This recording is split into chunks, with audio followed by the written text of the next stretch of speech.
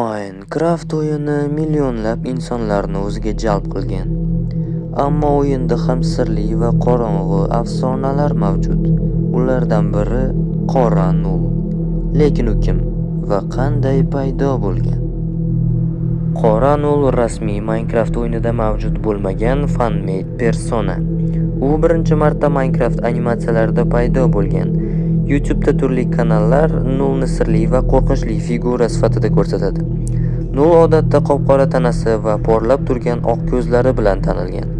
Bu uning sirli va xavfli ekanligini ta'kidlash uchun ishlatiladi. Ba'zi hikoyalarda Nul Herobrine bilan bog'lanadi yoki undan kuchli deb tasvirlanadi. Ammo bular ham fan-made afsonalar. Nul haqidagi eng mashhur afsonalarda quyidagilar mavjud. Ko'zlari bilan o'yinchini kuzatish, turgan joydan to'satdan boshqa joyga teleport bo'lish, Minecraft bloklarini buzish yoki yo'q qilish, o'yin ichida glitch va xatoliklar paydo qilish. Lekin yana ta'kidlash kerakki, bu xatti-harakatlar haqiqiy o'yinda ishlamaydi.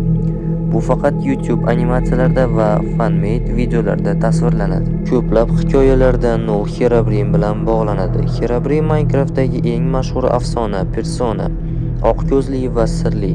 Ba'zi videolarda Nul Herobrine oldida paydo bo'lib, unga qarshi turadi. Bular esa YouTube animatsiyalarida va fan community hikoyalarida mavjud. Rasmiy o'yinda esa Herobrine ham Nul ham yo'q. Lekin bu hikoyalar millionlab o'yinchilarni qiziqtiradi va ular o'yinni yanada sirli qiladi. Qora Nul tez orada YouTube'da mashhur bo'ldi. Har yili turli kanallar Nul haqida yangi videolar chiqaradi. Ba'zi videolar hikoya formatida, ba'zilari esa fact style video. Bu afsona yosh o'yinchilar orasida juda mashhur.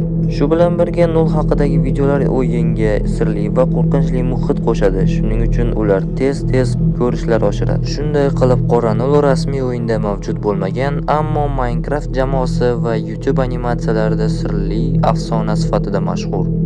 U haqidagi videolar orqali biz o'yinni sirli va qo'rqinchli tomonlarini bilib olamiz. Shu va shunga o'xshash foydali videolarni o'tkazib olmaslik uchun menga obuna bo'lib qo'ying.